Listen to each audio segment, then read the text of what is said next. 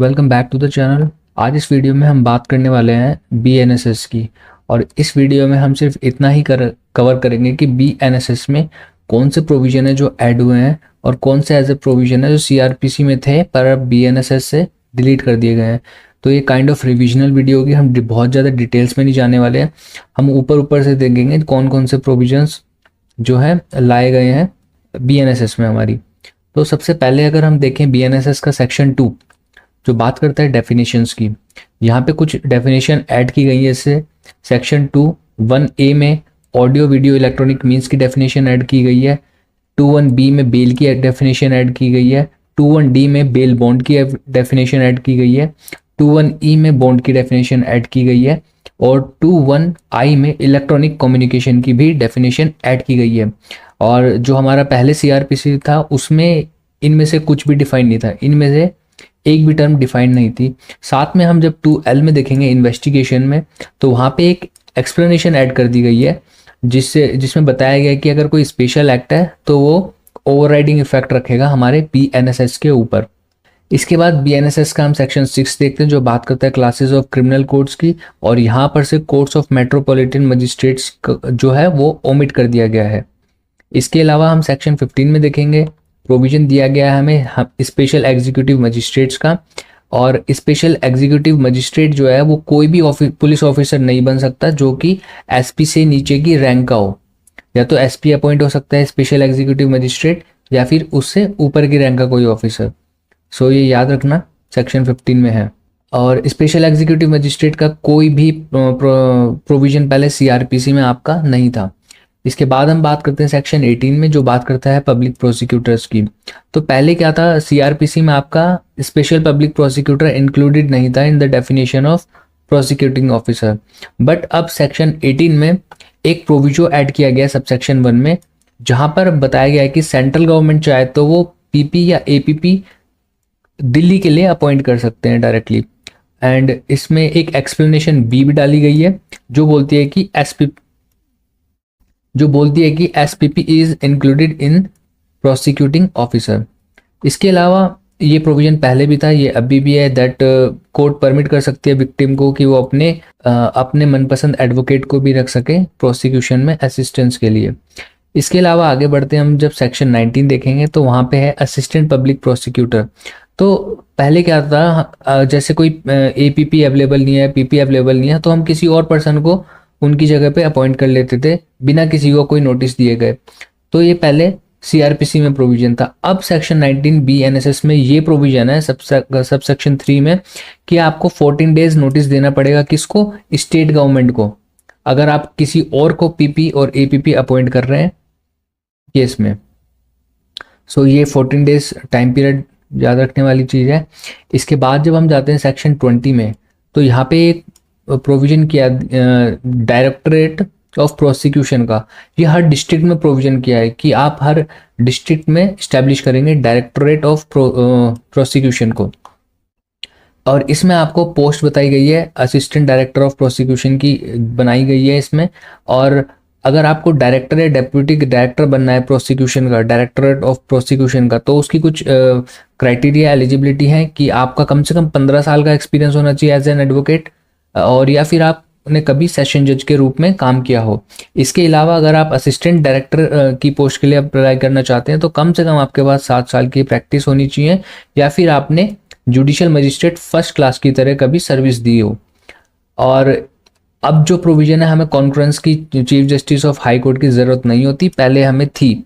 और अब सेक्शन 20 में हमें रोल्स एंड रिस्पॉन्सिबिलिटीज़ भी असिस्टेंट डायरेक्टर ऑफ प्रोसिक्यूशन की भी हमें लेट डाउन कर सकती हैं।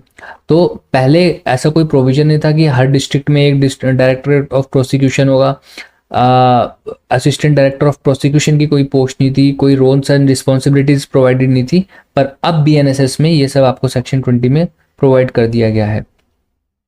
इसके बाद जब हम चलते हैं सेक्शन 22 में, वो बात करता है कि सेंटेंस कौन सा पास कर सकते हैं हाई कोर्ट एंड सेशन जजेस।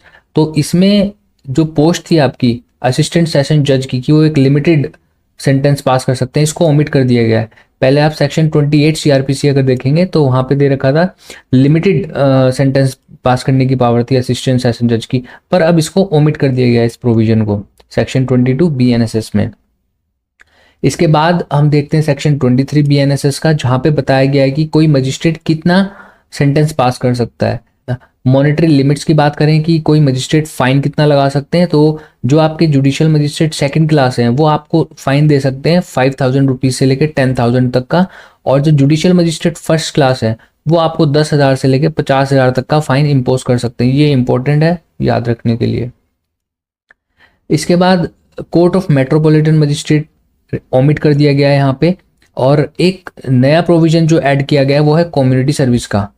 कम्युनिटी सर्विस पहले कहीं पे भी प्रोवाइडेड नहीं था सीआरपीसी में, बट ये एक ऑल्टरनेट पनिशमेंट का तरीका होता है जिससे कि कम्युनिटी को कुछ बेनिफिट हो सके, पर ये कुछ सेक्शंस पर ही लागू होता है, जैसे कि offences under 202, 209, 226, 303, 55, 356 sub clause 2 of BNS 2023। सो इन्हीं केसेस में आप कम्युनिटी सर्विस जो है इम्पोज कर सकते हैं किसी के ऊपर। और अगर सीआरपीसी की बात करें तो कम्युनिटी सर्विस का कोई प्रोविजन हमारे पास नहीं था पहले। इसके अलावा हम बढ़ते हैं आगे सेक्शन 25 BNSS की तरफ। अब सेक्शन 25 बात करता है कि मतलब एक ही ट्रायल चल रहा है आपका, उसके लिए आपको सेवरल ऑफेंसेस के लिए कन्विक्ट कर दिया जाए। अब सवाल ये उठेगा कि जो सेवरल ऑफेंसेस है उनकी जो पनिशमेंट है वो एक साथ चलेंगी या एक के बाद एक चलेंगी। तो जो पहले डिफॉल्ट रूल था वो ये था कि सब जो है कंजिक्यूटिवली चलेंगी, मतलब एक के बाद एक चलेंगे, डिफॉल्ट रूल था। बट अब जो default rule that punishment shall run consecutively is omitted, और ओमिट करके अब क्या कर दिया गया है कि कोर्ट को ऑर्डर करना पड़ेगा कि पनिशमेंट कंकरेंट चलेगी आपकी या कंजिक्यूटिवली चलेगी, और ये डिपेंड करेगा कितना आपने ग्रेव ऑफेंस किया है। ग्रेविटी ऑफ ऑफेंस पे डिपेंड करेगी आपकी पनिशमेंट्स कि वो कंकरेंट चलने वाली है या कॉन्जिक्यूटिव चलने वाली है। इसके अलावा एक प्रोविजो ए ऐड किया गया है सेक्शन 25 में, जहां पे मैक्सिमम पनिशमेंट बताई गई है जो पहले 14 साल थी, पर अब इसको 20 साल की कर दिया गया है। सो ये पहले प्रोविजन आपका सेक्शन 31 सीआरपीसी में था, जिसको अब 25 में कर दिया गया। आगे बढ़ते हैं हम सेक्शन 34 की तरफ।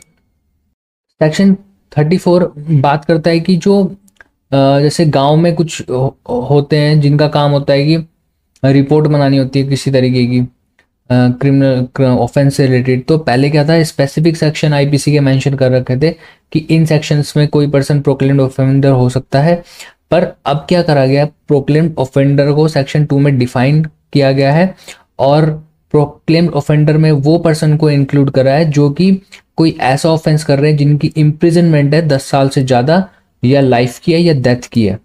तो पहले आपको स्पेसिफिक सेक्शन दे रखे थे सेक्शन 40 सीआरपीसी में, बट अब इन्होंने डिफाइन कर दिया है प्रोक्लेम्ड ऑफेंडर वो इंसान होगा जो 10 साल से पनिशेबल ऑफेंस करके भाग रहा है या जिसकी पनिशमेंट लाइफ है या डेथ है अंडर BNS। आगे हम बढ़ते हैं सेक्शन 35 BNSS की तरफ। यहाँ पे ये बता रहे हैं कि पुलिस ऑफिसर्स कब बिना वारंट के अरेस्ट कर सकते हैं। ये पहले आपका प्रोविजन था सेक्शन 41 और 41A ऑफ सीआरपीसी में। सो अब इन दोनों सेक्शन को मर्ज करके सेक्शन 35 बना दिया गया। तो 35 सब क्लॉज 7 में ये प्रोविजन किया गया है कि तो मतलब अगर ऑफेंस 3 साल से ज़्यादा के लिए पनिशेबल है, कोई बंदा इन्फर्म है या फिर कोई ओल्ड एज है अबव 60 ईयर्स, सीनियर सिटीजन है, तो उसके लिए डेप्यूटी एसपी की आपको परमिशन लेनी ज़रूरी है in case you want to arrest without warrant. आगे हम बढ़ते हैं सेक्शन 36 BNSS की तरफ, और यहाँ पे हमें बताया गया है कि जो पुलिस ऑफिसर अरेस्ट कर रहा है तो उसकी क्या क्या ड्यूटी होती है। तो बहुत सारी ड्यूटीज़ होती हैं। इसके ऊपर ऑनरेबल सुप्रीम कोर्ट के आपके लैंडमार्क केसेस भी हैं, बट सेक्शन 36 BNSS में बताया गया है कि आप किसी भी पर्सन को बता सकते हो कि आप एक्यूज्ड को अरेस्ट करके ले जा रहे हो। पहले क्या था कि आप सिर्फ अपने रिलेटिव या फ्रेंड को ही बता सकते थे सेक्शन 41B सीआरपीसी में, तो एनी पर्सन का प्रोविजन पहले नहीं था, बट अब आप किसी भी लोग को बता सकते हो कि भाई हम इस एक्यूज्ड को इसलिए गिरफ्तार करके ले जा रहे हैं। आगे हम बढ़ते हैं सेक्शन 37 की तरफ, जहाँ पे एक पोस्ट मेंशन करी गई है जो है डेजिग्नेटेड पुलिस ऑफिसर। तो पहले ऐसा कोई प्रोविजन था नहीं सीआरपीसी में, पहले सिर्फ कंट्रोल रूम बनाए गए थे डिस्ट्रिक्ट लेवल पे, बट अब स्टेट गवर्नमेंट किसी एक पुलिस ऑफिसर को डेजिग्नेट करेगी in every district and police station, और वो पर्सन जो होगा वो कम से कम असिस्टेंट सब इंस्पेक्टर होगा, और उनकी ये ड्यूटी होगी कि वो इंफॉर्मेशन पूरा डाटा मेंटेन करेंगे जिन पर्सन को अरेस्ट किया गया है, और जिनको अरेस्ट किया गया उनका नाम डिस्प्ले भी करेंगे पुलिस स्टेशन में, और इंक्लूडिंग डिजिटल मोड, मतलब ऑनलाइन भी वो मेंशन करेंगे कि हमने इन इन लोगों को अरेस्ट किया है। तो आगे हम बढ़ते हैं सेक्शन 39 बीएनएसएस में, जहां पे बताया गया है कि अगर कोई इंसान अपना नाम और पता नहीं बताता तो उस केस में क्या होगा। तो पुलिस आपको अरेस्ट कर सकती है। ये प्रोविजन पहले भी था और अब भी है। अगर आप नाम और एड्रेस अपना नहीं बताएंगे तो पुलिस आपको बिना वारंट के भी अरेस्ट कर सकती है। पर एक सबसेक्शन 2 में चेंज किया गया है, जहां पे बॉन्ड था विद और विदाउट श्योरिटीज, इसको सब्सटीट्यूट कर दिया गया है वर्ड बॉन्ड और अ बेल बॉन्ड। आगे हम बढ़ते हैं सेक्शन 40 बीएनएसएस में, जहां पे बताया गया है कि अगर कोई प्राइवेट पर्सन, मतलब person other than the police officer, किसी एक्यूज्ड को अरेस्ट करता है या किसी पर्सन को अरेस्ट करता है, तो उसको 6 घंटे के अंदर पुलिस वालों को अरेस्टेड पर्सन को सौंपना पड़ेगा। और ये पहले कोई टाइम लिमिट नहीं थी, अगर किसी प्राइवेट पर्सन ने अरेस्ट कर लिया तो कर लिया, पहले कोई ऐसे 6 घंटे का टाइम पीरियड नहीं था। बट अब ये मैंडेटरी कर दिया कि 6 घंटे के अंदर आप पुलिस वालों को हैंड ओवर करो जिसको आपने अरेस्ट करा है उसे। और एक वर्ड था री अरेस्ट, मतलब पहले प्राइवेट पर्सन ने अरेस्ट करा, उसके बाद पुलिस वाले आके उस सेम पर्सन को री अरेस्ट करते थे, पर अब वो री अरेस्ट वर्ड को सब्स्टिट्यूट कर दिया है टेक हिम इन कस्टडी। सो अगर किसी प्राइवेट पर्सन ने अरेस्ट करा है वो लाके पुलिस वाले को देंगे, तो पुलिस वाले री अरेस्ट नहीं करेंगे, जबकि वो उस पर्सन को डायरेक्ट कस्टडी में ले लेंगे। आगे हम बढ़ते हैं सेक्शन 43 बीएनएसएस में, जहां पे बताया गया कि अरेस्ट कैसे होगा। तो यहाँ पे अगर हम देखें जो सीआरपीसी था वहां पे हैंडकफ का कोई प्रोविजन नहीं था सेक्शन 46 सीआरपीसी में, बट सेक्शन 43 के सबसेक्शन 3 में परमिट कर दिया है कि आप हैंडकफ कर सकते हो किसी को अरेस्ट करने के लिए, पर ये डिपेंड करेगा कितना ग्रेव ऑफेंस करा है उस पर्सन ने जिसको आप अरेस्ट कर रहे हो। आगे हम बढ़ते हैं सेक्शन 48 बीएनएसएस की तरफ, जो बात करता है जिस पर्सन को जो पर्सन अरेस्ट कर रहा है तो वो अरेस्ट के बारे में बताएगा रिलेटिव या फ्रेंड को। अभी हमने पीछे पढ़ा था कि आप स्टेट गवर्नमेंट क्या करेगी, एक डेजिग्नेटेड पुलिस ऑफिसर को बनाएगी।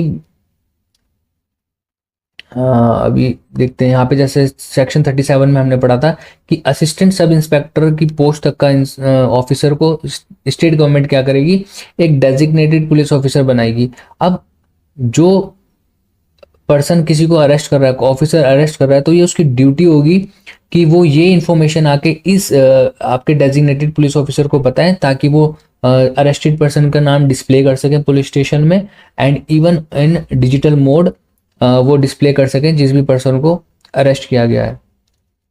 तो पहले आपकी सीआरपीसी में ऐसी कोई रिक्वायरमेंट थी नहीं। नेक्स्ट आगे हम बात करते हैं सेक्शन 50 बीएनएसएस की, जहां पे बताया गया है पुलिस ऑफिसर की क्या पावर है अगर उनको कोई ऑफेंसिव वेपन जो है सीज करना है। पहले ऐसा कोई वर्ड नहीं था कि आपको इमीडिएटली सीज करना है वेपन को आफ्टर द अरेस्ट, बट अब सेक्शन 50 में प्रोविजन क्या कर दिया गया है आपका कि कोई अगर offensive weapon during the arrest police officer को मिलता है तो वो उस वेपन को इमीडिएटली आफ्टर द अरेस्ट जो है सीज कर लेंगे। पहले ऐसा प्रोविजन नहीं था। आगे हम बात करते हैं सेक्शन 51 बीएनएसएस की, जहां पे बताया गया है जो एक्यूज्ड है उसका जो है एग्जामिनेशन होगा, और पुलिस ऑफिसर बोलेंगे कि भाई एक्यूज्ड का जो है एग्जामिनेशन करवाना है। तो पहले क्या होता था, पहले सब इंस्पेक्टर ही जो है एक्यूज्ड का मेडिकल एग्जामिनेशन करवा सकते थे, पर अब यहाँ पे कोई भी पुलिस ऑफिसर करवा सकता है medical examination of accused. Victim की बात नहीं कर रहा हूं मैं, यहाँ पे एक्यूज्ड वर्ड है। और जो आपकी डेफिनेशन थी रजिस्टर्ड मेडिकल प्रैक्टिशनर की, इसको भी अब बीएनएसएस में मॉडिफाइड कर दिया गया सेक्शन 51 में। आगे हम बढ़ते हैं सेक्शन 52 बीएनएसएस में, जहां पे बात करता है एग्जामिनेशन ऑफ रेप एक्यूज। 51 में हमने देखा एक्यूज का एग्जामिनेशन मेडिकल एग्जामिनेशन, यहाँ पे रेप एक्यूज का मेडिकल एग्जामिनेशन की बात हो रही है। एटलीस्ट सब इंस्पेक्टर पहले हमें चाहिए था कि सब इंस्पेक्टर से नीचे का कोई नहीं कर सकता, बट अब यहाँ पे चेंज कर दिया गया है एनी पुलिस ऑफिसर, तो किसी भी रैंक का पुलिस ऑफिसर जाके एग्जामिनेशन करवा सकता है रेप एक्यूज का। एक्यूज अगेन याद रखना, एक्यूज की बात हो रही है सेक्शन 52 में। आगे हम बात करते हैं सेक्शन 53 बीएनएसएस की, तो यहाँ पे बात कर रहा है एग्जामिनेशन ऑफ अरेस्टेड पर्सन, मतलब अगर किसी पर्सन को अरेस्ट करा है तो उसके एग्जामिनेशन की बात की है। तो पहले सीआरपीसी में क्या था, सेक्शन 54 में सेकंड एग्जामिनेशन का कोई प्रोविजन नहीं था सेक्शन 54 में, बट अब ये जो फर्स्ट प्रोविजन ऐड किया गया है सेक्शन 53 BNSS में, यहाँ पे एक के बाद दूसरा एग्जामिनेशन ऑफ अरेस्टेड पर्सन भी हो सकता है अगर मेडिकल ऑफिसर को जरूरी लगे तो। आगे हम बढ़ते हैं सेक्शन 54 BNSS की तरफ, जो बात करता है आइडेंटिफिकेशन ऑफ पर्सन अरेस्टेड। अब ये जो पर्सन अरेस्टेड है, इसको आइडेंटिफाई करने वाला इंसान जो है वो मेंटली या फिजिकली डिसेबल्ड है, तो आइडेंटिफिकेशन जो भी हो रही है उसको रिकॉर्ड करना पड़ेगा by audio video electronic means. आप ये काम मोबाइल पर भी कर सकते हैं। नेक्स्ट हम बात करते हैं सेक्शन 58 BNSS की, जो बात करता है एक बहुत इंपॉर्टेंट प्रिंसिपल की, कि जो एक्यूज है उसको 24 घंटे से ज़्यादा देर तक डिटेन नहीं किया जा सकता और उसको 24 घंटे के अंदर मजिस्ट्रेट के पास पेश करना पड़ता है। अब जो है production before the near magistrate का प्रोविजन है, whether that magistrate has the jurisdiction और नॉट। तो पहले ऐसा कोई प्रोविजन नहीं था regarding the jurisdiction of magistrate, but अब इन्होंने जुरिस्डिक्शन को बता दिया है कि जुरिस्डिक्शन हो या ना हो, आप जिसको अरेस्ट कर रहे हो उसको 24 घंटे के अंदर मजिस्ट्रेट के पास लेके जाओ, नियरेस्ट मजिस्ट्रेट जो भी है आपका। अब बात करते हैं हम section 63 and section 64 of BNSS, जहां पे form and service of summons की बात की गई है। अब BNSS में क्या प्रोविजन बता दिया गया है कि आप इलेक्ट्रॉनिक मोड में भी समन्स को जो है सर्व कर सकते हैं, पर ये एक इनक्रिप्टेड फॉर्म में होना चाहिए, या फिर any other electronic communication and also served bye electronic mode. Encrypted form में जैसे हम व्हाट्सएप देखें वहाँ पे हमारा एंड टू एंड इनक्रिप्शन होता है, ऐसी किसी ऐप के थ्रू आप समन्स को सर्व कर सकते हैं। पर अगर हम पहले के सेक्शन 61 62 CRPC देखें जो form and service of summons की बात करते थे, वहाँ पे इलेक्ट्रॉनिक फॉर्म के समन्स सर्व होने की कोई बात नहीं थी। नेक्स्ट हम बात करें अगर सेक्शन 70 BNSS की, जो बात करता है प्रूफ ऑफ सर्विस की, जो सर्विस ऑफ समन हुआ है उसका क्या प्रूफ होगा। तो यहाँ पे एक प्रिजम्पशन दे रखा है कि जितने भी समन सर्व हो रहे हैं through electronic mode under section 64 to 71, उनको ड्यूली सर्व्ड माना जाएगा। किनको? जिनको आप इलेक्ट्रॉनिक मोड में भेज रहे हो सेक्शन 64 से लेके 71 के अंदर। तो पहले CRPC में ऐसा कोई प्रोविजन था ही नहीं, क्योंकि इलेक्ट्रॉनिक फॉर्म की बात ही नहीं की गई थी। नेक्स्ट हम बात करते हैं सेक्शन 82 BNSS की, जो बताता है कि procedure of arrest of person. तो अब यहाँ पे क्या है, आपको डेजिग्नेटेड पुलिस ऑफिसर को इन्फॉर्मेशन देनी पड़ेगी जिसको आपने अरेस्ट करा है उस इंसान की। जैसे हमने पढ़ा था सेक्शन 37 में कि डेजिग्नेटेड पुलिस ऑफिसर जो है डिस्प्ले करेगा name of the arrested person in digital as well as outside the police station. पहले ऐसी कोई प्रोसीजर की रिक्वायरमेंट थी नहीं CRPC में। अब सेक्शन 86 में प्रोविजन दे रखा है कि एक रिटर्न रिक्वेस्ट आनी चाहिए। किसकी रिक्वेस्ट पे? पुलिस ऑफिसर की, जो या तो SP हो या फिर CP हो। तो इसके बाद कोर्ट इनिशिएट कर सकता है process for identification, attachment and forfeiture of property of a proclaimed offender. So इसके लिए जरूरी क्या है, एक रिटर्न रिक्वेस्ट आएगी पुलिस ऑफिसर की तरफ से, उसके बाद कोर्ट इनिशिएट करेगा process for the identification and attachment and forfeiture of property. पहले ऐसा कोई प्रोविजन था नहीं। तो सेक्शन 94 की अगर हम बात करें तो सेक्शन 94 बात करता है समन्स टू प्रोड्यूस डॉक्यूमेंट और अदर थिंग। इसमें इंक्लूड कर दिया गया आपका इलेक्ट्रॉनिक कम्युनिकेशन को आप पेश कर सकते हैं, इंक्लूडिंग द कम्युनिकेशन डिवाइस। आगे हम बढ़ते हैं सेक्शन 105 ऑफ BNSS, जो बात करता है recording of search and seizure. अब ये सेक्शन 105 प्रोविजन बनाता है कि आप मोबाइल से वीडियो बनाएंगे अगर आप कोई सर्च कंडक्ट कर रहे हो या फिर कुछ चीज़ पोजेशन में ले रहे हो, मतलब कोई प्रॉपर्टी ऐसी है जिसको आप पोजेशन में ले रहे हो, तो आप उसकी मोबाइल से वीडियो बना सकते हैं। पहले ऐसा कोई प्रोविजन नहीं था। आगे हम बात करते हैं सेक्शन 107 ऑफ BNSS, जो बात करता है अटैचमेंट, फॉरफीचर और रिस्टोरेशन ऑफ प्रॉपर्टी। तो इसमें जो है पुलिस ऑफिसर अप्लाई करेंगे अटैचमेंट ऑफ प्रॉपर्टी के लिए। देन उसके बाद आपका शो कॉज नोटिस जाएगा जो भी उस प्रॉपर्टी का ओनर है उसको। उसके बाद ऑर्डर ऑफ अटैचमेंट होगा जो कि आफ्टर हियरिंग मजिस्ट्रेट साहब देंगे। एंड इसमें ये भी है प्रोविजन कि अगर ओनर आ नहीं रहा है तो मजिस्ट्रेट साहब एक्स पार्टी भी प्रोसीड कर सकते हैं, मतलब उनकी गैर हाजिरी में भी प्रोसीडिंग्स को, हियरिंग को चला सकते हैं। और उसके बाद जितना भी आपका सेल करके पैसा आएगा वो जो भी विक्टिम्स होंगे जिनको उस क्राइम से अफेक्ट हुआ है, नुकसान हुआ है, तो उनके बीच में वो उनमें बांट दिया जाएगा। आगे हम बात करते हैं सेक्शन 129 BNSS की, जो बात करता है security for good behaviour from habitual offender. पहले प्री में पूछा जा चुका है सेक्शन। एंड इसमें से only names of the special acts जो है ओमिट कर दिया गया है, मॉडिफाई कर दिया गया। और पहले आपका था सेक्शन 110 CRPC में प्रोविजन था। आगे हम बात करते हैं सेक्शन 130 ऑफ BNSS की, जहाँ पे बात कर रहे हैं अगर मजिस्ट्रेट साहब ऑर्डर कर रहे हैं श्योरिटी का, तो मजिस्ट्रेट जो है कंसिडर करेंगे कि जो श्योरिटी है वो सफिशिएंट है भी और फिट है भी या नहीं। और आगे हम बात करते हैं सेक्शन 145 BNSS की, जहाँ पे बात करता है मेंटेनेंस का जो सूट चल रहा है आपका। तो इसमें बता रहे हैं कि मेंटेनेंस का प्रोसीडिंग जो है वो किसी भी डिस्ट्रिक्ट में चल सकती है जहाँ पे उनके मम्मी पापा रहते हों। पहले ऐसा कोई प्रोविजन नहीं था जहाँ पर कि मदर और फादर डिसाइड कर रहे हैं। इसके बाद हम आगे देखें सेक्शन 148 BNSS का, तो यहाँ पे बता रहे हैं कोई असेंबली है उसको डिसबर्स करना है। तो पहले क्या होता था कि असिस्टेंट सिर्फ मेल पर्सन का वर्ड यूज कर रखा था, बट सब सेक्शन 2 में जो है आपका जो आपका मेल पर्सन को रिप्लेस कर दिया है असिस्टेंस ऑफ एनी पर्सन। अब सिर्फ मेल पर्सन नहीं कर सकते बट कि हम किसी की भी असिस्टेंस ले सकते हैं यहाँ पे। और इसके बाद आगे बात करें सेक्शन 149 BNSS की, तो यहाँ पे जो आर्म्ड फोर्सेस यूज करते थे हम असेंबली को डिस्पर्स करने के लिए, तो उसके लिए ऑर्डर पहले दे सकता था कोई भी executive magistrate of the highest rank. अब हाईएस्ट रैंक को रिप्लेस करके इन्होंने बोल दिया कि या तो DM करेंगे या any other executive magistrate authorise by the DM। मतलब SDM को अगर ऑथराइज कर दिया तो वो भी कर सकते हैं, ADM भी कर सकते हैं। नेक्स्ट हम बात करते हैं सेक्शन 154 BNSS की। तो यहाँ पे अगर किसी को शो कॉज नोटिस दिया गया है तो वो ऑडियो वीडियो कॉन्फ्रेंसिंग के थ्रू भी अपना ओबे कर सकते हैं ऑर्डर को। पहले वर्चुअल हियरिंग का कोई प्रोविजन था नहीं। आगे देखते हैं सेक्शन 157 BNSS का, जहां पे बात कर रहे हैं कि अगर किसी पर्सन को शो कॉज नोटिस भेजा गया है जहां पे पब्लिक न्यूसेंस के केसेस होते हैं जो कि हमें 152 BNSS में दिए गए हैं, तो ऐसे केस में जो आपको पब्लिक न्यूसेंस हटाने का टाइम पीरियड दिया गया है वो 90 डेज दिया गया है। 90 डेज में नहीं हो पाता तो वो एक्सटेंड होकर ज्यादा से ज्यादा आपका 120 डेज हो जाएगा।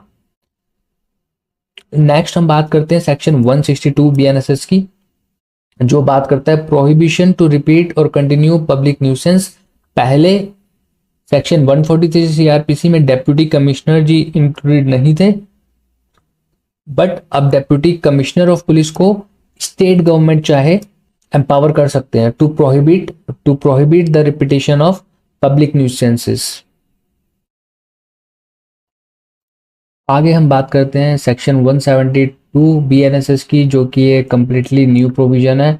ये सेक्शन 172 बोलता है कि अगर पुलिस ने किसी को बोला है कि आप मेरे ये डायरेक्शंस हैं, लॉफुल डायरेक्शंस हैं, इनको आप फॉलो करो, और कोई पर्सन अगर उनको फॉलो करने से मना कर देता है तो पुलिस ऑफिसर ऐसे पर्सन को डिटेन भी कर सकते हैं जस्ट बिकॉज वो लॉफुल डायरेक्शंस को फॉलो नहीं कर रहे थे। और अगर कोई छोटा मोटा केस है तो जो है पुलिस वाले उनको छोड़ भी सकते हैं, बट अगर थोड़ा सा उनको लगता है कि पेटी ऑफेंस नहीं है तो 24 घंटे के अंदर वो ऐसे अरेस्टेड पर्सन को मजिस्ट्रेट के पास लेके जाएंगे अंडर सेक्शन 172। इसके बाद हम चलते हैं section 173, one of the most important section, जो कि आपका था पहले 154 ऑफ CRPC। इसमें बहुत सारे चेंजेस करे गए हैं, देखते हैं। तो पहले ऐसा कोई जुरिस्डिक्शनल एरिया को लेके बात नहीं गई थी, बट अब यहाँ पे BNSS में दिया गया है irrespective of the area where the offence is committed. Offence कहीं भी किसी भी एरिया में कमिट हो रहा हो, आप जो है फर्स्ट इंफॉर्मेशन रिपोर्ट जाके दाखिल करवा सकते हैं, FIR दाखिल करवा सकते हैं। इसके अलावा अगर कोई कॉग्निजेबल ऑफेंस है, मतलब जो 3 साल से ज्यादा पनिशेबल है, ऐसे ऑफेंसेस की पनिशमेंट ऐसे ऑफेंसेस की आप इंफॉर्मेशन इलेक्ट्रॉनिक मोड में भी दे सकते हैं, और जिसको पुलिस स्टेशन को, पुलिस ऑफिसर्स को जो है रिकॉर्ड में 3 दिन के अंदर लेना पड़ेगा। इसके बाद बाकी बात करते हैं जो FIR की कॉपी होगी जो है वो आपको इन्फॉर्मेंट को देनी पड़ेगी अगर इन्फॉर्मेंट आया है, विक्टिम आया तो विक्टिम को देनी पड़ेगी और फ्री ऑफ कॉस्ट देनी पड़ेगी। इसके अलावा 173 के सब क्लॉज 3 में बताया गया है कि जहां पे भी ऑफेंस जो है वो 3 से 7 साल के लिए पनिशेबल है, वहां पे आपको एक प्रिलिमिनरी इंक्वायरी करनी पड़ेगी 14 दिन के अंदर। मतलब 14 दिन के अंदर आपकी प्रिलिमिनरी इंक्वायरी कंप्लीट होनी चाहिए, ये पता लगाने के लिए कि प्राइमा फेसाई केस बनता भी है या नहीं। मतलब फैक्ट्स जो भी एलिगेशंस लगाए गए हैं, इंफॉर्मेशन प्रोवाइड की गई है, उनको देख के कोई केस बन भी रहा है या नहीं। और जहां पर जो है पुलिस ऑफिसर रिफ्यूज कर देते हैं एफआईआर लिखने के लिए, एप्लीकेशन दे सकते हैं मजिस्ट्रेट को। और इसके बाद फर्स्ट प्रोविजो, अगर कोई वुमेन आके अपनी इंफॉर्मेशन दे रही है तो उसको कुछ स्पेसिफिक ऑफेंसेस के बारे में तो वुमेन पुलिस ऑफिसर ही उनको जो है दर्ज करेगी ऐसी इंफॉर्मेशन एफआईआर को। ये आपका 2013 से प्रोविजन ऐसे चलता हुआ आ रहा है। तो पहले जो आपका 154 सीआरपीसी था वहां पे प्रिलिमिनरी इंक्वायरी के कोई प्रोविजन नहीं था, और इलेक्ट्रॉनिक कम्युनिकेशन के थ्रू एफआईआर दर्ज करवाने का कोई प्रोविजन नहीं था। और ये जो इरिस्पेक्टिव ऑफ एरिया वाला है प्रोविजन, ये भी पहले सेक्शन 154 में नहीं था। तो ये जो प्रोविजन स्टार्ट हो रहे हैं सेक्शन 172 से बीएनएसएस के, ये इंपॉर्टेंट है। सीआरपीसी में ये सारे प्रोविजन एग्जाम्स में पूछे जाते थे, इनको टिप्स में रख लेना। अभी से ये जो सेक्शन स्टार्ट हो रहे हैं आपके इन्वेस्टिगेशन वाले, के बाद जो है बात करते हैं सेक्शन 174 बीएनएसएस की, जो बात करता है नॉन कॉग्निजेबल केसेस के बारे में। कि अब जो है नॉन कॉग्निजेबल केसेस की जो डेली डायरी रिपोर्ट मेंटेन करते हैं पुलिस ऑफिसर्स, वो महीने में 2 बार जो है मजिस्ट्रेट को दिखानी पड़ेगी रिपोर्ट कि आप क्या चल रहा है इसमें, नॉन कॉग्निजेबल केस की इन्वेस्टिगेशन में क्या नहीं चल रहा है। पहले ऐसी कोई रिक्वायरमेंट नहीं थी आपकी सेक्शन 155 सीआरपीसी के अंदर। इसके बाद हम बात करते हैं सेक्शन 175 बीएनएसएस की। तो इसमें कुछ प्रोविजन ऐड करे गए हैं, जैसे कि प्रोविजन में ऐड कर दिया गया है कि सुपरिटेंडेंट ऑफ पुलिस जो है एक एप्लीकेशन देके, एफिडेविट देके डेप्यूटी सुपरिटेंडेंट ऑफ पुलिस को बोल सकते हैं कि आप इन्वेस्टिगेट करिए मैटर में, और एप्लीकेशन जो है एसपी की वो ऑन एफिडेविट होगी। मतलब ऐसे केसेस में जो कि एक पब्लिक सर्वेंट के अगेंस्ट जो है इन्वेस्टिगेशन करनी है, तो उसके लिए पहले आपको रिपोर्ट का वेट करना पड़ेगा कि जो पब्लिक सर्वेंट है उसका ऑफिसर, जो हाईएस्ट ऑफिसर है, उनका क्या कहना है, और उसके बाद डेप्यूटी एसपी भी जो है इन्वेस्टिगेट कर सकते हैं मैटर को। आगे हम बात करते हैं सेक्शन 176 बीएनएसएस की, जो बात करता है प्रोसीजर प्रोवाइड करता है हमें इन्वेस्टिगेशन का। तो इसका जो सेकंड प्रोविजन है वो बता रहा है कि जो रेप विक्टिम की स्टेटमेंट होगी वो अब हम जो है ऑडियो वीडियो इलेक्ट्रॉनिक मीन से भी ले सकते हैं। और सबसेक्शन 2 जो बात कर रहा है कि जो आपकी इन्वेस्टिगेशन की रिपोर्ट होगी, डेली डायरी जो मेंटेन करते हैं पुलिस स्टेशन में, वो आपको मजिस्ट्रेट को फॉरवर्ड करनी पड़ेगी महीने में 2 बार, मतलब फोर्टनाइटली, मतलब 14-15 दिन में एक बार। इसके अलावा सबसेक्शन 3 में बताया गया है कि जितने भी 7 साल से ऊपर के पनिशेबल ऑफेंस है, वहां पर जो है फोरेंसिक एक्सपर्ट जाएगा उस प्लेस ऑफ ऑफेंस पे, वहां जाके वीडियो रिकॉर्डिंग करेंगे थ्रू मोबाइल या अदर डिवाइसेस। और अभी ये लागू नहीं हुआ, बट इसकी डेट एनफोर्समेंट की जो है स्टेट गवर्नमेंट नोटिफाई कर देगी 5 साल के अंदर अंदर। सो ये हमारा सेक्शन 176 था। आगे हम बात करते हैं सेक्शन 179 की, तो जो बात करता है कि विटनेस की। तो यहाँ पे कुछ एग्जाम्पशन दिए गए हैं। जो फर्स्ट प्रोविजन वो बता रहा है कि अगर किसी को एक्यूट इलनेस है, बहुत वैसी बीमारी है एक्यूट, तो ऐसे पर्सन की अटेंडेंस को एग्जाम्प्ट भी कर सकते हैं पुलिस स्टेशन में आने से। सेकंड प्रोविजन भी ऐड किया गया है कि अगर such person is willing to attend the police station, तो उसको आने की परमिशन भी दी जा सकती है, मतलब उसको बुलाया भी जा सकता है। तो मेरे को समझ नहीं आया करा क्या है। पहले आपने बोल दिया एक्यूट इलनेस है तो मत आओ, मन है तो आ जाओ। मतलब पुलिस ऑफिसर्स जो है एक्यूट इलनेस वाले पर्सन को फोर्स नहीं कर सकते कि आप पुलिस स्टेशन में आओ। आगे हम बात करते हैं सेक्शन 183 बीएनएसएस की, जहां पे recording of confession and statements की बात की गई है। एंड ये इंपॉर्टेंट सेक्शन था आपका 164 ऑफ सीआरपीसी, ये इंपॉर्टेंट सेक्शन है आपका। तो इसमें जो फर्स्ट प्रोविजन है सेक्शन 183 सब क्लॉज 6A, वो बात कर रहा है कि जो स्पेसिफिक ऑफेंसेस होते हैं अगेंस्ट द वुमेन, ऐसी ऑफेंसेस की जो स्टेटमेंट है वो एक वुमेन मजिस्ट्रेट ही रिकॉर्ड करेगी। अगर वुमेन मजिस्ट्रेट अवेलेबल नहीं है तो मेल मजिस्ट्रेट रिकॉर्ड करेगा, but in the presence of a women.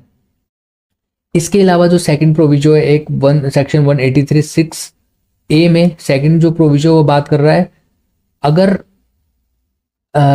कोई ऑफेंस है जो कि 10 साल से ज़्यादा पनिशेबल है और उसके विटनेस की जो स्टेटमेंट रिकॉर्ड कर रहे हैं उसका प्रोविजन हमें दिया गया है सेक्शन 183(6)A के अंदर।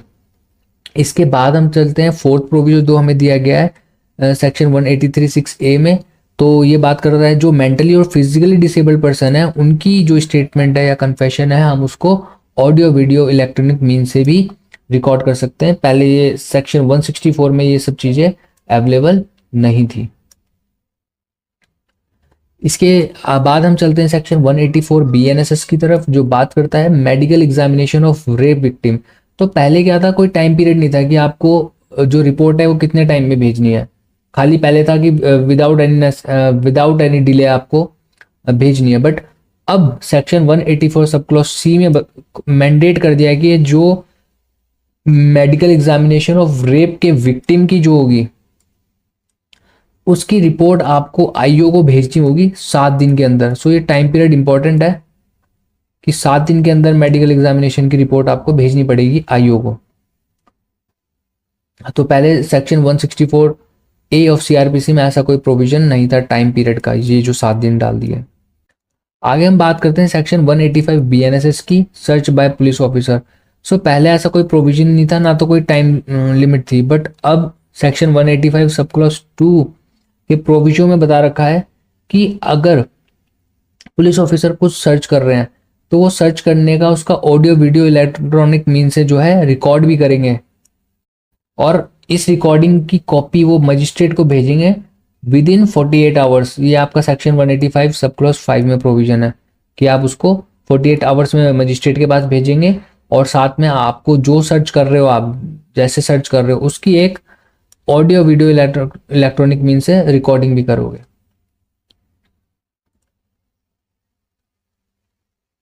तो आगे हम बात करते हैं सेक्शन 187 BNSS की जो बात करता है हमारे रिमांड के प्रोविजन की। सो अगर इन्वेस्टिगेशन 24 घंटे के अंदर कंप्लीट नहीं हो पाती और उससे ज़्यादा टाइम पीरियड चाहिए पुलिस ऑफिसर्स को फॉर इन्वेस्टिगेशन, देन जो है मजिस्ट्रेट के सामने जब रिमांड के लिए लाया जाएगा तो मजिस्ट्रेट कंसीडर करेंगे कि जो एक्यूज्ड है वो ऑलरेडी बेल पे तो नहीं है या फिर उस एक्यूज की बेल पहले कभी कैंसिल की तो नहीं की गई। एंड जो इनिशियल पीरियड होगा आपका डिटेंशन का वो 15 डेज से ज़्यादा नहीं हो सकता इनिशियल पीरियड जो है। हाउएवर ये 15 दिन जो है पार्ट्स में भी हो सकते हैं, जैसे कि 5-5 दिन करके भी हो सकते हैं कि 5 दिन दे दिया फिर 1 हफ्ते छोड़ दिया फिर 5 दिन दे दिया फिर 1 हफ्ते छोड़ दिया ऐसे करके। और जो मजिस्ट्रेट है वो डिटेंशन जो है 15 दिन से ज़्यादा की भी दे सकते हैं, पर जो टोटल पीरियड ऑफ डिटेंशन होगा वो 60 दिन को एक्सीड नहीं कर सकता for offences other than those which punishable bye death, life imprisonment और इम्प्रिजनमेंट फॉर 10 ईयर्स और मोर। और अगर ऑफेंसेस ऐसे हैं जिसमें कि इम्प्रिजनमेंट फॉर लाइफ है, डेथ है या फिर इम्प्रिजनमेंट फॉर 10 ईयर्स और मोर है, तो ऐसे केस में जो टोटल पीरियड ऑफ डिटेंशन होगा वो 90 डेज से ज़्यादा नहीं हो सकता आपका इन एनी केस।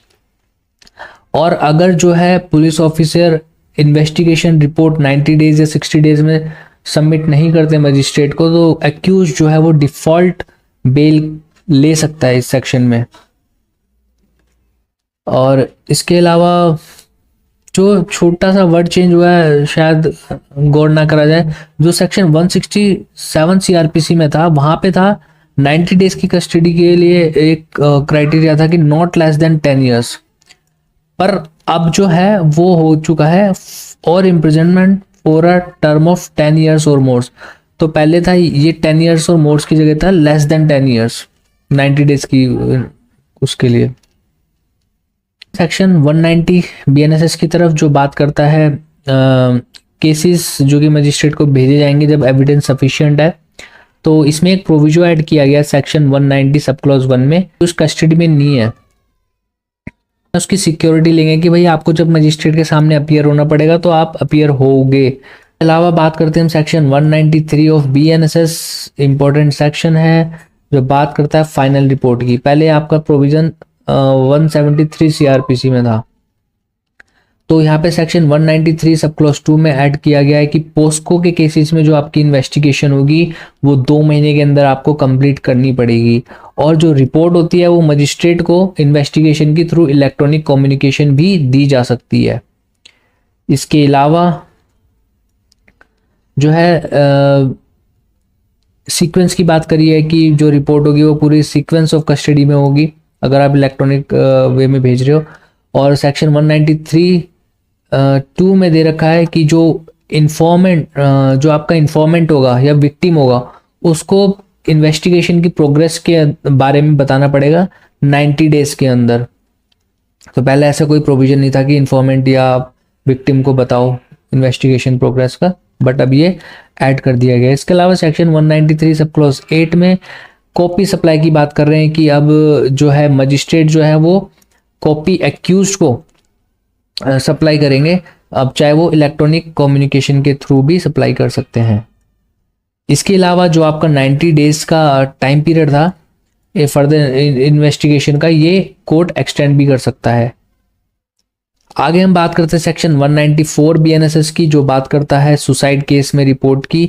तो इसमें सेक्शन 194 सब क्लॉज 2 बात कर रहा है जो सुसाइड की केसेस की रिपोर्ट होगी उसको डीएम को फॉरवर्ड करना पड़ेगा या फिर एसडीएम को फॉरवर्ड करना पड़ेगा 24 आवर्स के अंदर। उसका टाइम पीरियड नहीं था, बट अब इन्होंने मैंडेटरी कर दिया कि 24 घंटे के अंदर आप रिपोर्ट फॉरवर्ड करो सुसाइड केस की। तो आगे हम बात करते हैं सेक्शन 195 ऑफ बीएनएसएस जो बात करता है पावर टू समन पर्संस की।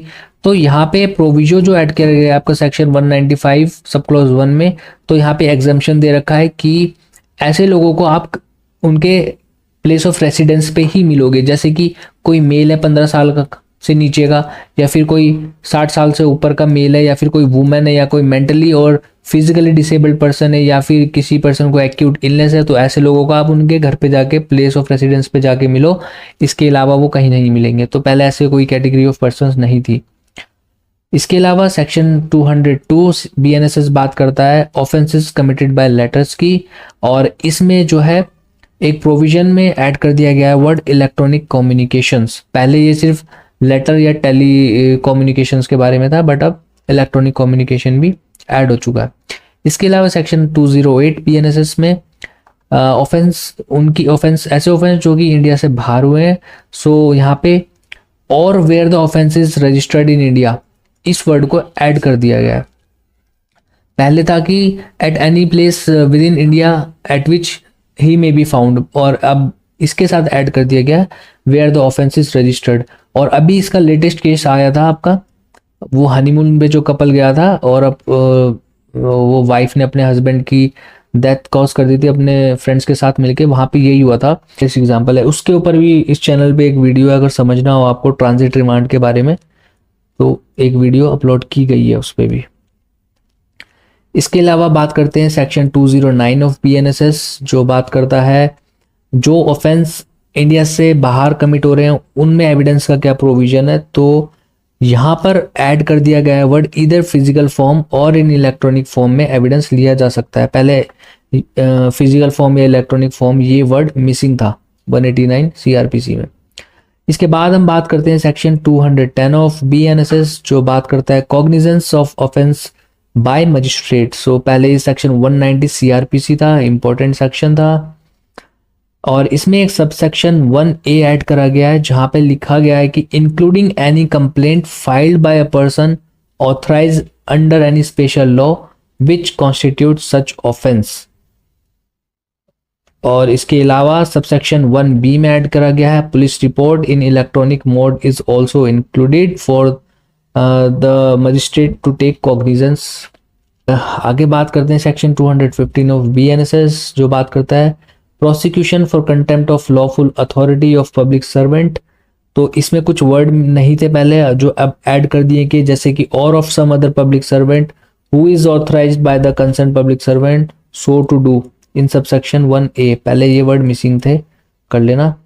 आगे बात करते हैं सेक्शन 218 ऑफ बीएनएसएस जो बात करता है कि प्रोसिक्यूशन अगेंस्ट द जजेस एंड पब्लिक सर्वेंट। तो पहले कोई टाइम लिमिट नहीं थी, कोई सैंक्शन की जरूरत नहीं थी, बट अब सेक्शन 218(1) के सेकंड प्रोविजन में दिन के अंदर सैंक्शन नहीं दिया गया तो ये माना जाएगा कि सैंक्शन मिल चुकी है। प्रोविजो ऐड किया गया है दैट ऑफेंस है उसमें सैंक्शन की ज़रूरत नहीं है। आगे हम चलते हैं और आगे हम बात करते हैं सेक्शन 219 ऑफ BNSS जो बात करता है prosecution for offences against marriage.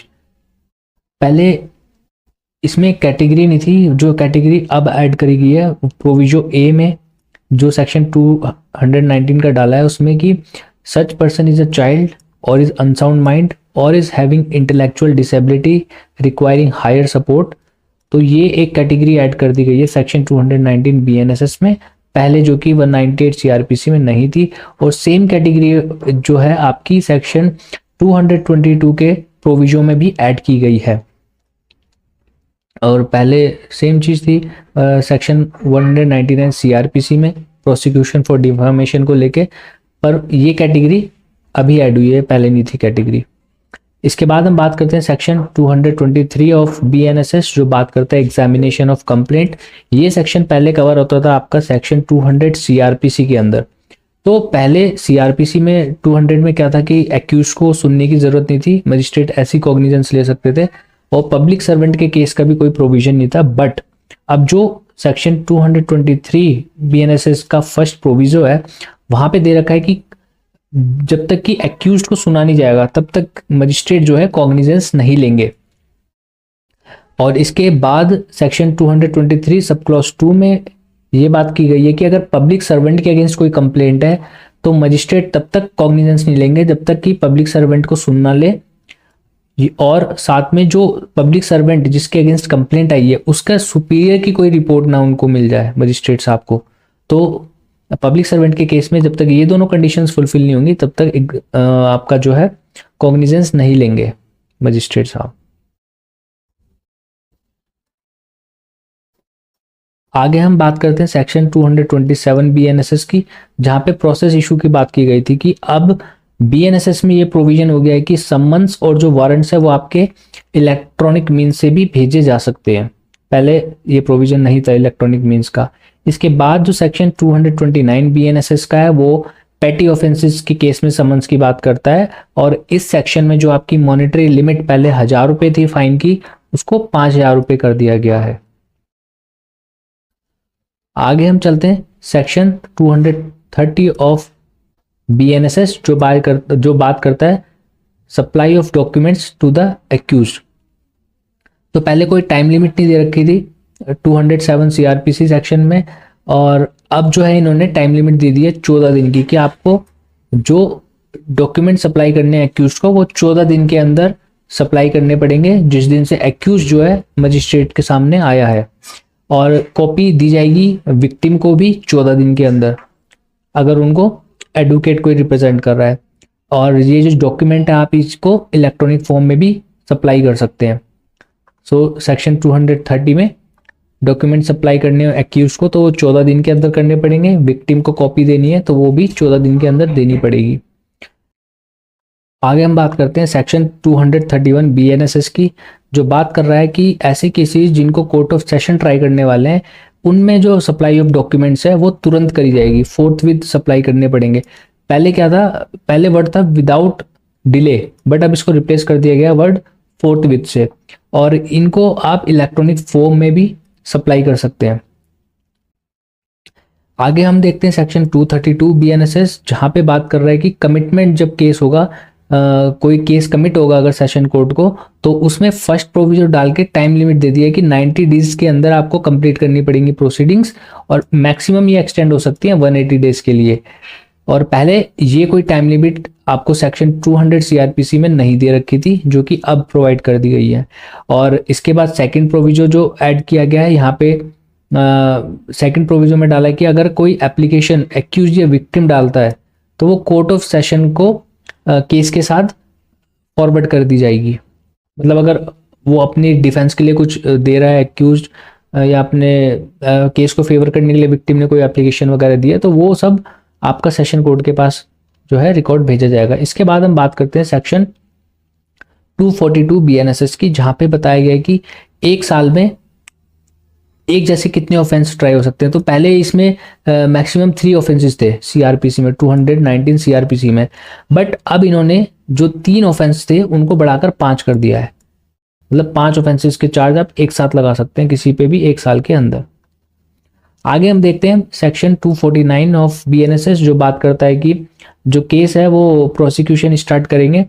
और यहाँ पे जो आपका वर्ड्स था, जो वर्ड्स थे और under any law for the time being in force, ये ऐड कर दिया गया है सेक्शन 249 में मेजर से चेंज करा गया है।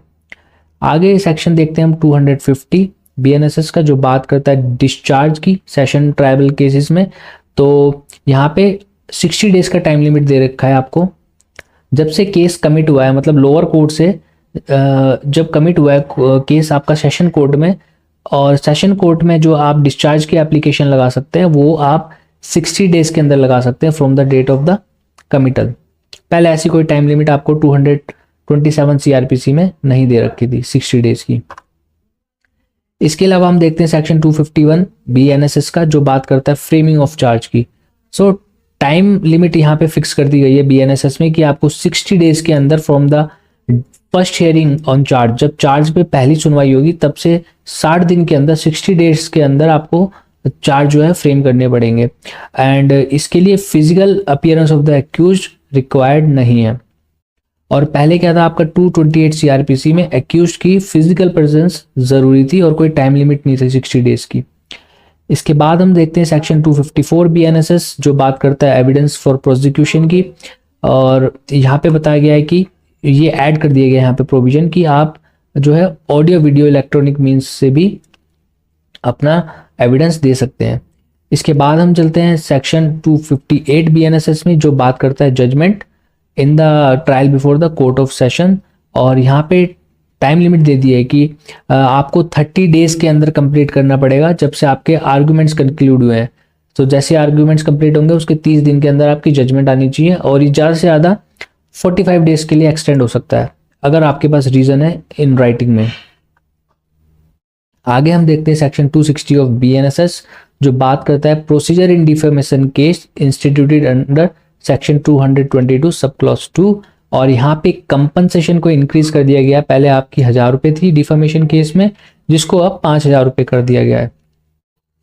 और पहले कंपनसेशन आपकी 237 सीआरपीसी में मात्र 1000 रुपये थी मैक्सिमम, पर अब वो 5000 रुपये हो चुकी है। आगे हम देखते हैं सेक्शन 262, जो बात करता है डिस्चार्ज इन वारंट केस। और यहाँ पे जो है आपकी भी डिस्चार्ज की वही 60 डेज की आपको टाइम लिमिट दे दी है। डिस्चार्ज इन सेशन केस में भी हमें 60 डेज की टाइम लिमिट दे रखी थी, और सेम हमें वारंट केस में दे रखी है। तो यहाँ पे पर डेट है आपकी from the date of supply of documents. ये याद रखने वाली चीज़ है कि आपको 60 डेज के अंदर डिस्चार्ज की एप्लीकेशन लगा सकते हो आप, जब से आपको डॉक्यूमेंट सप्लाई किए गए हैं। नेक्स्ट हम बात करते हैं सेक्शन 263 बीएनएसएस की, जो फ्रेमिंग ऑफ चार्ज की बात करता है। तो ये कहता है कि जब से आपने चार्ज को सुना, मतलब फर्स्ट हियरिंग जब हुई थी आपकी चार्ज पे, उससे 60 डेज के अंदर चार्ज फ्रेम हो जानी चाहिए वारंट के केस में। पहले ऐसी कोई टाइम लिमिट नहीं थी सीआरपीसी में। अब आगे देखते हैं हम section 265 and section 266। Evidence for prosecution section 265 में कवर है, एविडेंस फॉर डिफेंस आपका सेक्शन 266 में कवर है। अब यहाँ पे एक सेकंड प्रोविजन ऐड करा गया है दोनों सेक्शन में, जो बात कर रहा है कि आप एविडेंस जो है वो ऑडियो वीडियो इलेक्ट्रॉनिक मीन से भी रिकॉर्ड कर सकते हैं। पहले ऐसा नहीं था फीचर कोई। आगे हम देखते हैं सेक्शन 269, जो बात करता है procedure where accused is not discharge. So warrant case में हमने देखा 60 डेज के अंदर आप डिस्चार्ज की एप्लीकेशन लगाते हैं, कोर्ट ऑफ सेशन में भी आप 60 डेज के अंदर डिस्चार्ज की एप्लीकेशन लगाते हैं। और सेक्शन 269 सब क्लॉज 7 बोलता है कि if attendance of prosecution witness can not be secured for cross deem that witness is not available, magistrate may close prosecution evidence. ये एक इंपॉर्टेंट प्रोविजन ऐड हो चुका है अगर आप प्रैक्टिकल पर्पज से देखेंगे। आगे हम बात करते हैं सेक्शन 272 की। यहाँ पे ये बताया गया कि 30 दिन के लिए जो है कंप्लेनेंट को रहना पड़ेगा मौजूद। पहले ऐसे कोई टाइम लिमिट नहीं थी 30 दिन की। इसके बाद हम बात करते हैं सेक्शन 274 बीएनएसएस की, जो बात करता है substance of accusation to be stated. इसमें एक प्रोविजन ऐड किया गया है। अगर और प्रोविजन में है कि अगर जो एक्यूजेशन है वो ग्राउंडलेस लग रही है तो जो एक्यूज्ड है उसको छोड़ दिया जाएगा रीजन रिकॉर्ड करके कि भाई इस वजह से हम एक्यूज को छोड़ रहे हैं। एंड ये जो रिलीज है 274 का ये डिस्चार्ज माना जाएगा कि एक्यूज को जो है डिस्चार्ज कर दिया गया। पहले मजिस्ट्रेट के पास ऐसा कोई ऑप्शन था ही नहीं सेक्शन 251 सीआरपीसी में। आगे हम बात करते हैं सेक्शन 279 बीएनएसएस की, जो बात करता है अगर जो आपका कंप्लेनेंट है वो आता नहीं है या फिर उनकी मृत्यु हो जाती है तो 30 दिन का टाइम दिया है कंप्लेनेंट को प्रेजेंट होने के लिए। पहले ऐसा कोई टाइम लिमिट फिक्स नहीं थी आपकी। फिर आगे बात करते हैं सेक्शन 283 की, जो बात कर रहा है पावर टू ट्राई समरिली, मतलब समरी ट्रायल्स की। तो इसमें ऐड किया गया है कि कुछ ऑफेंसेस ऐसे हैं जिनके लिए मैंडेटरी कर दिया गया है समरी ट्रायल। एंड जो मॉनेटरी लिमिट थी समरी ट्रायल की फॉर पेटी ऑफेंसेस जो पहले 2000 रुपये थी, अब इसको 20,000 रुपये कर दिया गया है। तो 20,000 तक के केस आपके समरिली ट्राई होंगे और इनको पेटी ऑफेंसेस में गिना जाएगा। इसके अलावा सेक्शन 283 सब क्लॉज 2 में ऐड किया गया है कि जो वो ऑफेंसेस हैं जो डेथ से पनिशेबल नहीं है या लाइफ से पनिशेबल नहीं है या फिर इम्प्रिजनमेंट 3 साल से कम की है उनकी, तो ऐसे केसेस को भी आप समरी वे में ट्राई कर सकते हैं।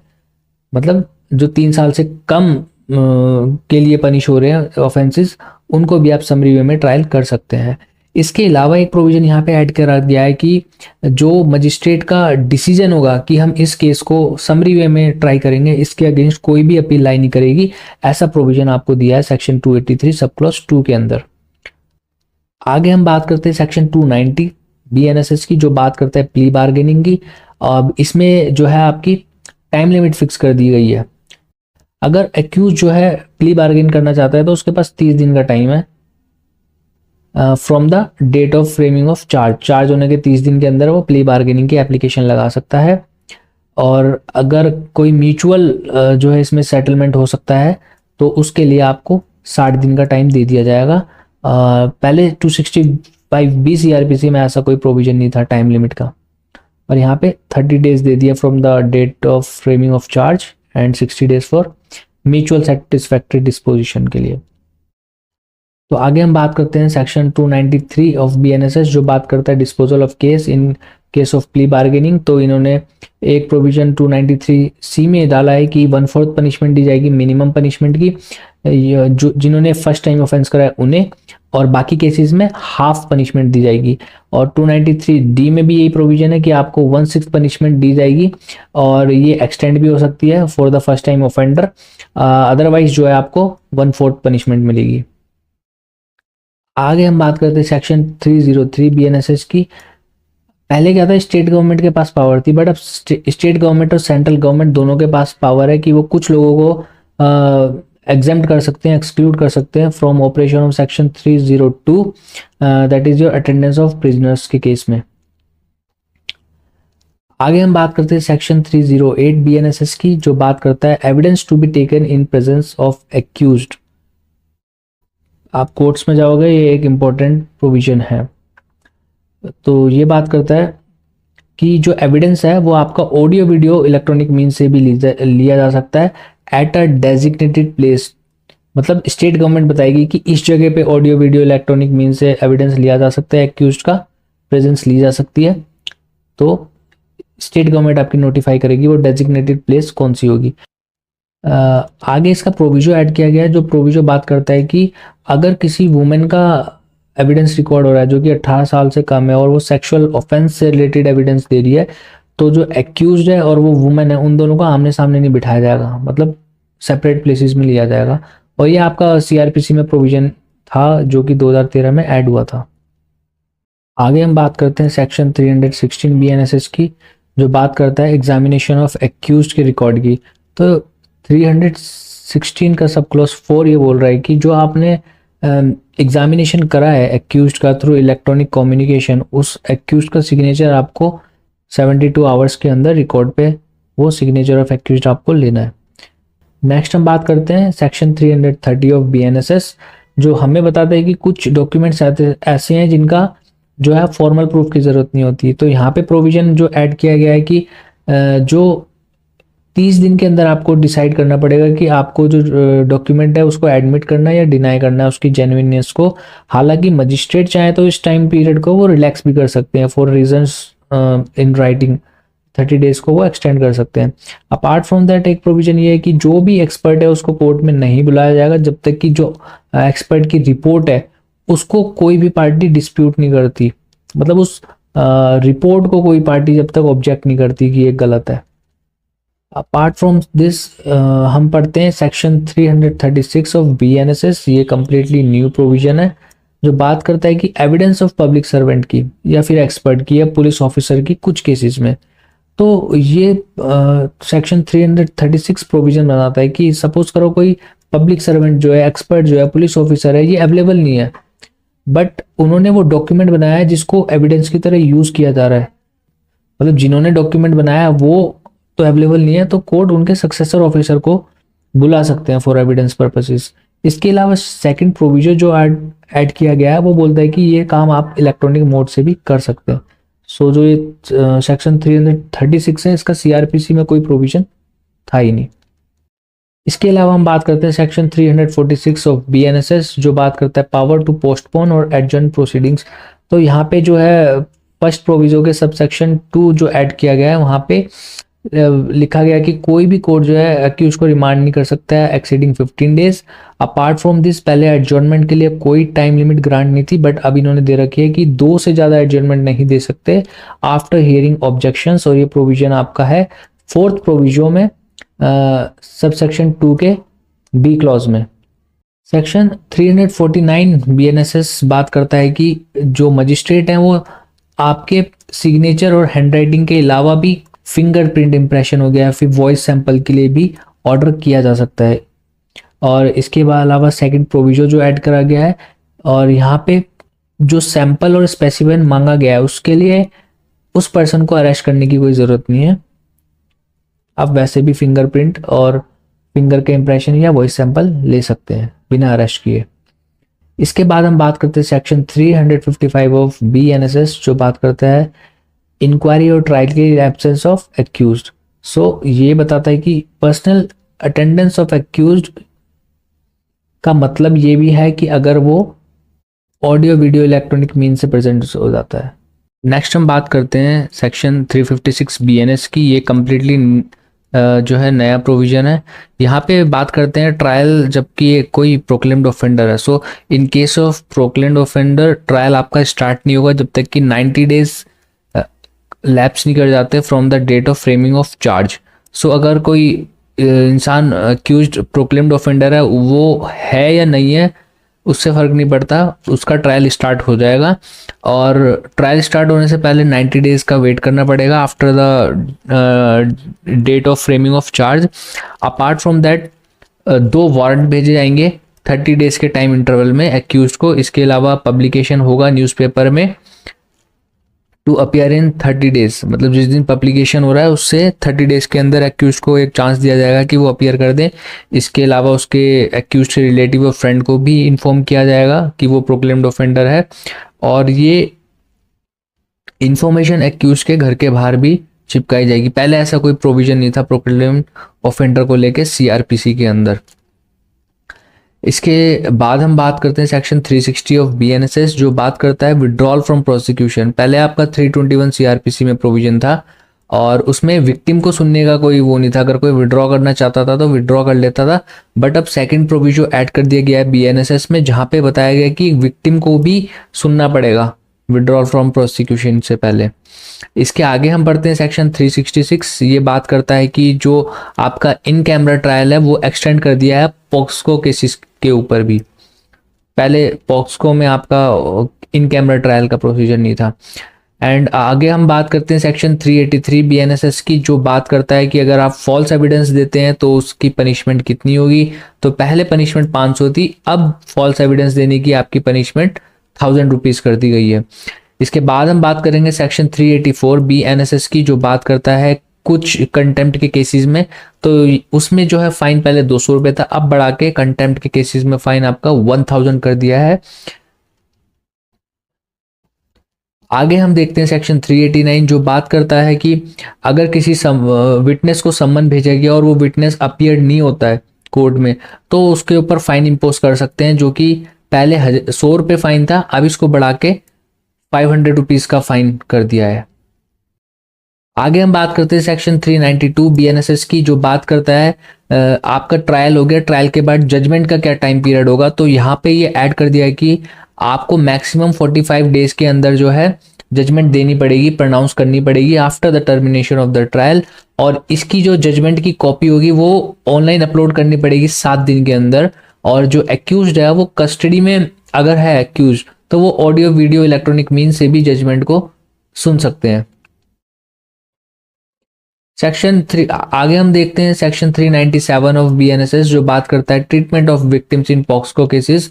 तो ये ऐड कर दिया गया है यहाँ पे कि जो आपका फर्स्ट एड है और medical treatment free of cost है, वो पॉक्सको के सेक्शन 4, सेक्शन 6, 8 और 10 अगर कोई इन सेक्शन में पीड़ित है, विक्टिम है, तो उनका फ्री ऑफ कॉस्ट जो है ट्रीटमेंट दिया जाना चाहिए।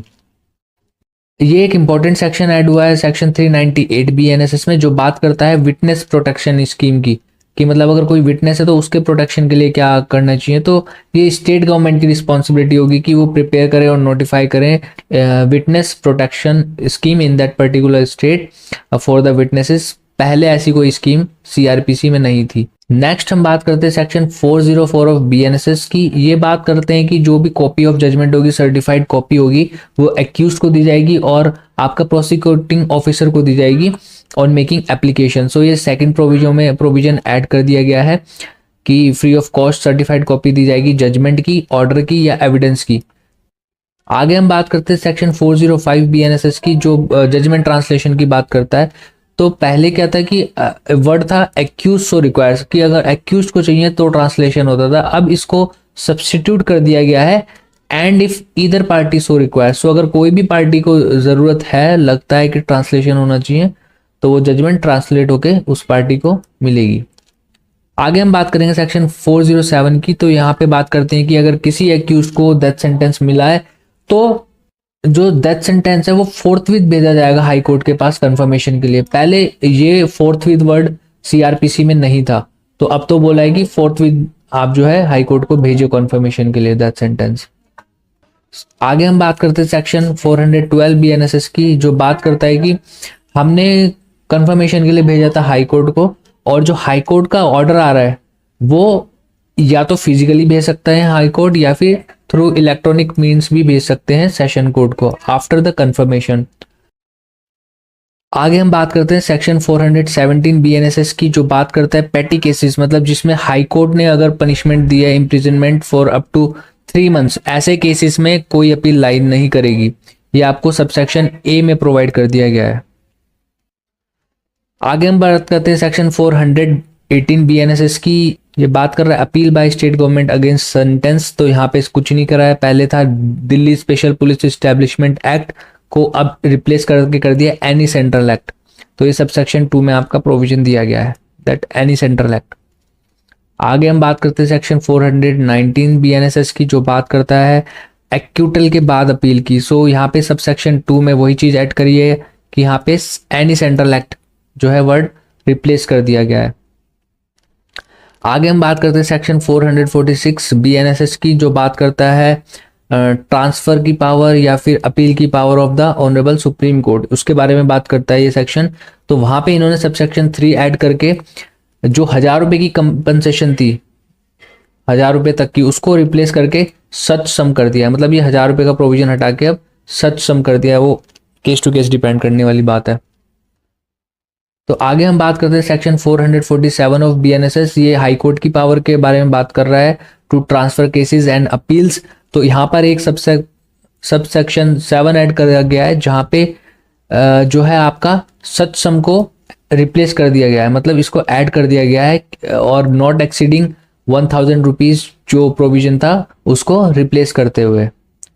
सो सेक्शन 446 में सुप्रीम कोर्ट की पावर देखी हमने, सेक्शन 447 में हाई कोर्ट की पावर है। तो ये सच सम होगी, अब पहले 1000 रुपए तक था। आगे हम बात करते हैं सेक्शन 448 BNSS की। ये ट्रांसफर की पावर और अपील की पावर बात कर रहा है सेशन जज की। यहाँ पे भी सबसेक्शन 3 ऐड करा गया है, जिसमें कि जो पहले वर्ड था 1000 रुपीज एंड 250 रुपीज, इसको रिप्लेस कर दिया गया है by sum and sum not exceeding 10,000 rupees respectively. So 1000 की जगह तो वही आ गया आपका सच सम, और 250 रुपीज की जगह आ गया है 10,000 रुपीज सेशन जज की power to transfer cases and appeal के केस में। आगे हम बात करते हैं सेक्शन 472 बीएनएसएस की। ये कंप्लीटली न्यू प्रोविजन है और ये मर्सी पिटिशन की बात करता है in case of death sentences. So mercy petition कौन कौन डाल सकता है? एक कन्विक्ट डाल सकता है, उसके लीगल हायर डाल सकते हैं, या फिर उसका कोई भी रिलेटिव डाल सकता है। कब डाल सकता है? जब सुपरिंटेंडेंट ऑफ जेल ने कन्विक्ट को बता दिया कि जो आपकी अपील थी, रिव्यू थी या एसएलपी थी, वो डिसमिस हो चुकी है बाय द सुप्रीम कोर्ट, या फिर जो आपकी डेथ सेंटेंस की डेट थी वो हाई कोर्ट ने कंफर्म कर दी है, और जो आपका अपील करने का टाइम था सुप्रीम कोर्ट में वो भी एक्सपायर कर चुका है। जब ये बातें कन्विक्ट या उसके रिलेटिव को या लीगल हायर को पता चल जाएंगी, तब से वो 30 दिन के अंदर मर्सी पिटिशन डाल सकते हैं प्रेसिडेंट ऑफ इंडिया को या फिर गवर्नर ऑफ स्टेट को। और ये प्रोविजन आपके सबसेक्शन 2 से लेके 7 में दिए गए हैं। तो इसमें याद रखने वाली बात क्या है कि आप mercy petition in death sentences किसके पास डाल सकते हैं? प्रेसिडेंट ऑफ इंडिया के पास, सेकेंडली गवर्नर ऑफ स्टेट के पास। कितने दिन के अंदर डाल सकते हैं? हम 30 डेज के अंदर डाल सकते हैं। और कौन डाल सकता है? कन्विक्ट डाल सकते हैं, उनके लीगल हायर डाल सकते हैं, और उनके कोई भी रिलेटिव डाल सकते हैं mercy petition in death sentences. आगे हम बात करते हैं सेक्शन 474 बीएनएसएस की। ये बात करता है पावर टू कम्यूट सेंटेंसेस की, मतलब आपके सेंटेंस ज्यादा था उसको कम करने की बात करते हैं। सो अगर कोई ऑफेंस पनिशेबल है, सो अगर किसी ऑफेंस के लिए डेथ की पनिशमेंट मिली है तो उसको कम्यूट करके लाइफ किया जा सकता है, और किसी ऑफेंस के लिए अगर लाइफ इम्प्रिजनमेंट मिला है तो उसको कम से कम 7 साल की सजा में कम्यूट किया जा सकता है। या फिर आपको ऑफेंस के लिए सजा मिली है 7 साल या उससे ज्यादा, तो ऐसे केस में आपको कम से कम नहीं तो 3 साल की सजा कम्यूट कर सकते हैं। अगर आपकी जो सजा है ऑफेंस की वो 7 साल से कम है तो वो फाइन तक भी कम्यूट की जा सकती है। और अगर आपको रिगोरस इम्प्रिजनमेंट दी गई है तो इसको कम्यूट करके सिंपल इम्प्रिजनमेंट भी किया जा सकता है for any term that might be imposed. आगे हम बात करते हैं सेक्शन 477 बीएनएसएस का। तो यहाँ पर ये बात करता है state government to act after concurrence with central government in certain cases. यहाँ पे कुछ नहीं है, सबसेक्शन 1 ऐड करके वही जो Delhi special police establishment act को रिप्लेस करके ऐड कर दिया गया है वर्ड एनी सेंट्रल एक्ट। आगे हम बात करते हैं सेक्शन 479 बीएनएसएस की, जो हमें बताता है कि मैक्सिमम कितने टाइम तक के लिए एक अंडर ट्रायल प्रिजनर को डिटेन किया जा सकता है। सो अगर ऑफेंस उन ऑफेंसेस की बात कर रहा है जो कि डेथ और या फिर लाइफ इम्प्रिजनमेंट से पनिशेबल नहीं है, मतलब इन दोनों के अलावा जो ऑफेंस है उनकी बात कर रहे हैं हम। सो इसमें फर्स्ट प्रोविजन ऐड किया गया है कि अगर कोई फर्स्ट टाइम ऑफेंस करने वाला है तो उसको कम से कम नहीं तो 1/3 मैक्सिमम पीरियड के लिए डिटेन रखना पड़ेगा। मतलब ऑफेंस की जो मैक्सिमम पनिशमेंट है, पीरियड ऑफ पनिशमेंट, सपोज करो 6 साल की मैक्सिमम पनिशमेंट है किसी ऑफेंस के लिए, तो उसका 1/3 मतलब 2 साल के लिए मैक्सिमम आप डिटेन कर सकते हो ऐसे पर्सन को। आगे हम देखें सबसेक्शन 2, तो ये यहाँ पे एक क्लॉज ऐड किया गया और ये हमें बताता है कि बेल कब नहीं दी जाएगी। सो अगर किसी एक्यूज के against trial for more than once offence चल रहा है या फिर मल्टीपल केसेस पेंडिंग है, तो ऐसे केस में जो एक्यूज पर्सन है उसको बेल पर नहीं छोड़ा जाएगा। सो ये इंपॉर्टेंट है प्रोविजन। और सबसेक्शन 3 में ऐड किया गया है कि अगर किसी एक्यूज ने जो है आधी सजा काट लिया या फिर 1/3 पीरियड जो है सबसेक्शन 1 में दे रखा था उतना काट लिया, तो सुपरिंटेंडेंट ऑफ जेल की ये रिस्पॉन्सिबिलिटी बनती है कि वो कोर्ट में एप्लीकेशन लगाएं कि इस एक्यूज ने इतना टाइम जो है गुजार लिया है, अब इनको रिलीज किया जाए। आगे हम बात करते हैं सेक्शन 480 बीएनएसएस की, जो बात करता है bail in case of non bailable offence. तो यहाँ पे एक चेंज करा गया, पहले आपका under the age of 16 years को ओमिट करके रिप्लेस करके अब कर दिया गया है चाइल्ड। सो 16 ईयर नहीं है, अब चाइल्ड वर्ड यूज है। और इसके साथ ही थर्ड प्रोविजो ऐड किया गया है जहां पे बताया गया है कि अगर पुलिस कस्टडी बियॉन्ड 15 डेज दी गई है तो ये कोई सफिशिएंट ग्राउंड नहीं है कि आप किसी की बेल को रिफ्यूज कर दो जस्ट बिकॉज उसको 15 दिन से ज्यादा की पुलिस कस्टडी मिली है। आगे हम बात करते हैं सेक्शन 482 बीएनएसएस की। पहले 438 सेक्शन के सबसेक्शन 1 में आपको 4 क्लॉजेस दे रखे थे 1 से लेके 4 तक कि पहले वो कंसीडर करने पड़ते थे एंटिसिपेटरी बेल देने से पहले। अब वो जो प्रोविजंस थे वो सारे ओमिट कर दिए गए हैं और पहले कोई इंटरिम ऑर्डर का प्रोविजन था, अब वो प्रोविजन भी हटा दिया गया है, कोई इंटरिम ऑर्डर का प्रोविजन नहीं है। और ये जो आपकी एंटिसिपेटरी बेल है ये section 65 sub clause 2 section 70 of the BNS पे अप्लाई नहीं करेगी। मतलब इन केसेस में आपको एंटिसिपेटरी बेल नहीं मिलेगी जो डील कर रहे हैं आपके rape of women under 12 years of age and gang rape respectively. So in cases में आपको एंटिसिपेटरी बेल नहीं मिलेगी।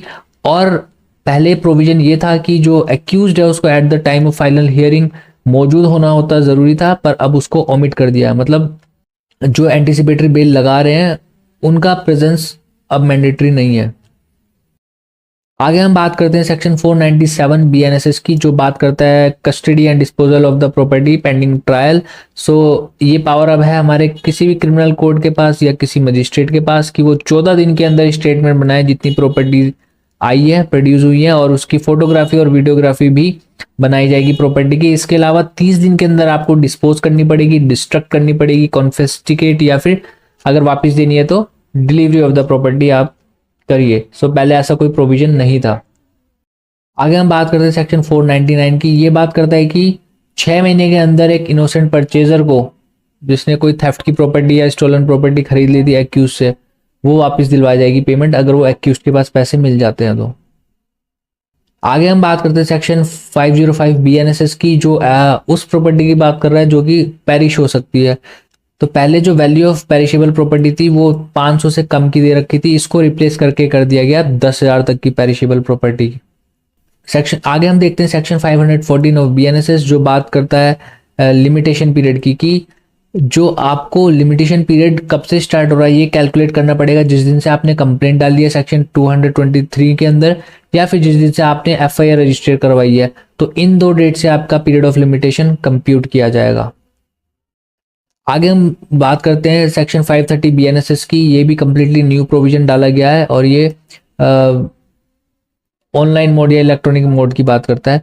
तो जितने भी ट्रायल या प्रोसीडिंग है ये हो सकते हैं आपके इलेक्ट्रॉनिक मोड में, जैसे कि service and execution of summon and warrant online हो सकता है, examination of complainant and witness online हो सकता है, recording of evidence in inquiry and trials ये भी ऑनलाइन किया जा सकता है एंड ऑल अपीलेट प्रोसीडिंग्स आपकी ऑनलाइन मोड में की जा सकती हैं।